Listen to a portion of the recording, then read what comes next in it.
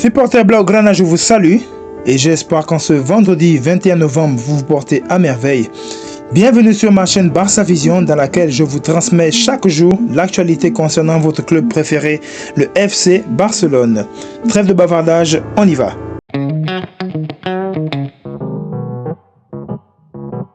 Et on commence par quelques photos de l'entraînement des joueurs. Et de la gauche vers la droite, je vois Marc Bernal, Andreas Christensen, Fermin Lopez, Lewandowski et Marc Casado. Et juste après là, c'est Joan Garcia qui, selon les infos de tout à l'heure, sera probablement titulaire. Et là, on s'aperçoit que c'est Eric Garcia avec le masque derrière là-bas, et Jules Koundé et Rafinha. Voilà, le meilleur duo d'Europe, Rafinha et Lamine Yamal. Je rappelle que le Barça joue demain face à l'Athletic Bilbao à 16h15 et on apprend que l'arbitre de demain ce sera Monsieur José María Sánchez Martínez.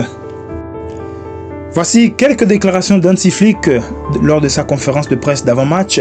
Nous sommes tous ravis d'être de retour au Spotify Camp Nou. C'est un grand rival, une équipe de Ligue des Champions et de grande qualité.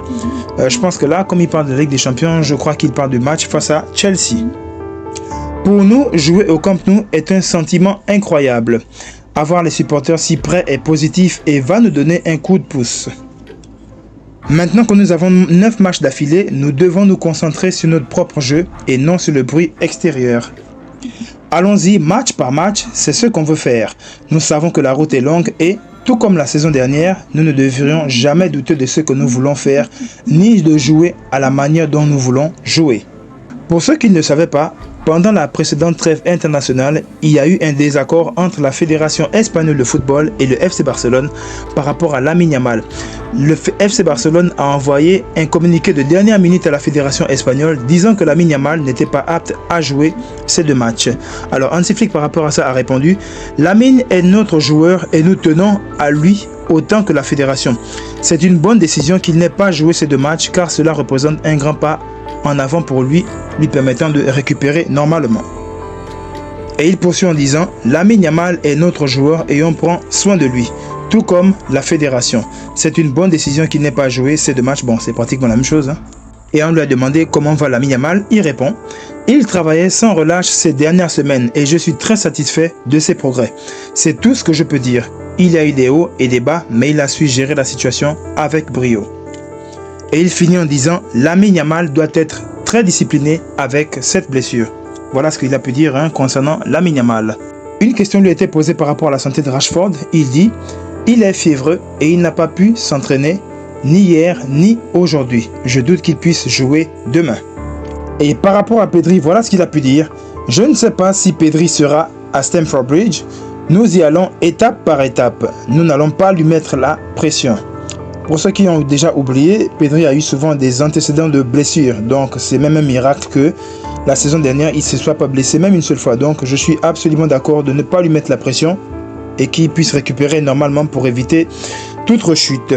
Toujours dans cette conférence de presse d'Hansi Flick, mais cette fois-ci il s'agit de De Jong. Nous savons comment nous voulons remplacer l'absence de De Jong. Nous le verrons demain. Frenkie, tout comme Pedri, ce sont 2 joueurs qui nous donnent beaucoup de confiance. Mais nous devons gérer cette absence et je pense que nous allons bien le faire.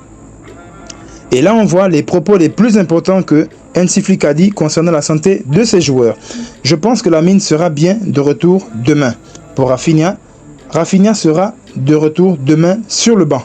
Rashford a une fièvre et ne devrait pas être disponible demain.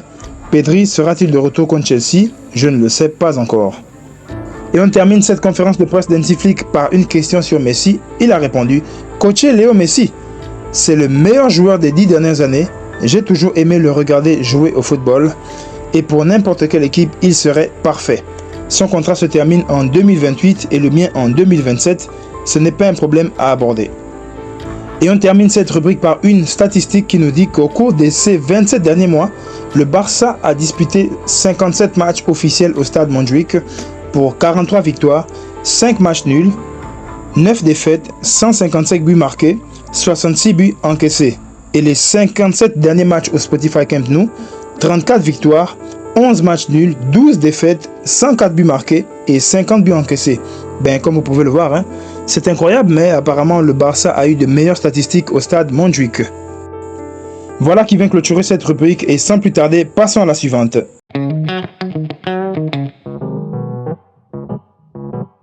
On débute cette petite rubrique par une info qui nous dit que le joueur de la réserve Ibrahim Diarra a été opéré d'une déchirure au muscle droit antérieur de la jambe droite.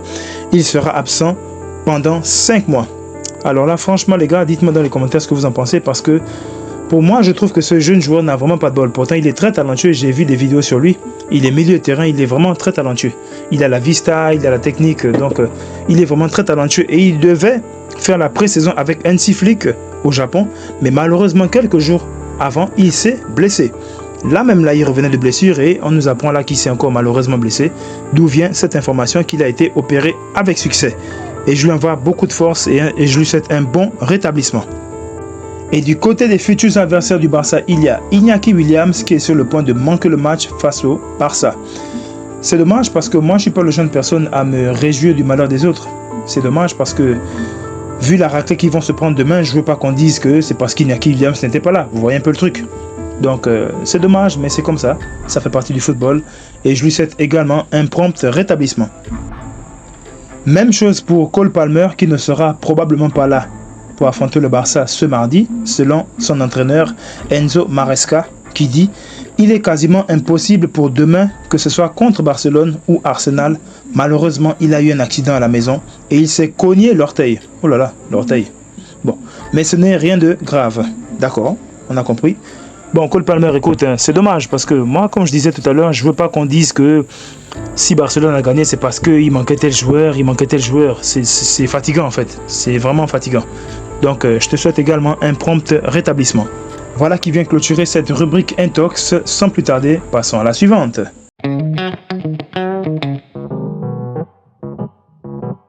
Le défenseur central danois Andreas Christensen est pisté par certains clubs et notamment en Arabie Saoudite.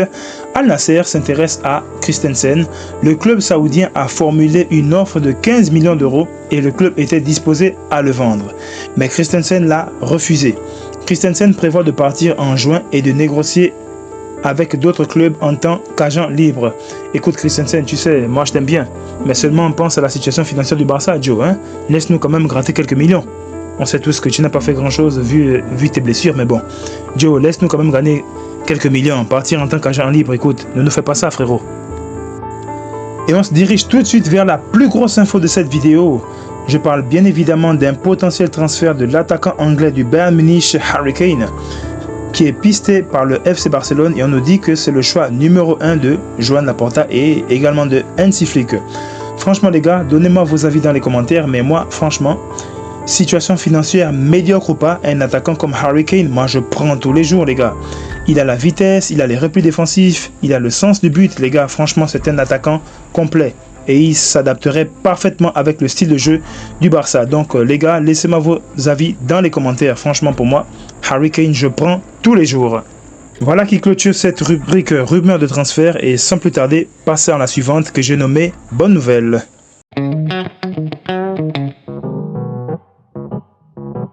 Dans cette rubrique, malheureusement, nous n'avons que 2 bonnes nouvelles. Et j'ai envie de dire, même si c'est 2, c'est toujours bon à prendre. Et pour ceux qui ont regardé mes précédentes vidéos, j'avais déjà relayé cette information. Et comme je voulais que ce soit clair pour tout le monde, je l'ai remise. Alors, officiel, Rafinha est de retour avec le Barça. Et Hansi Flick a annoncé en conférence de presse le retour de son ailier pour la réception de l'Athletic Bilbao samedi en Liga. Voilà qui est une très bonne nouvelle, comme je le disais. Enfin et encore enfin, le pressing du Barça va pouvoir se mettre en place parce que c'est lui le moteur de ce pressing-là. Alors, bon retour à toi Rafinha.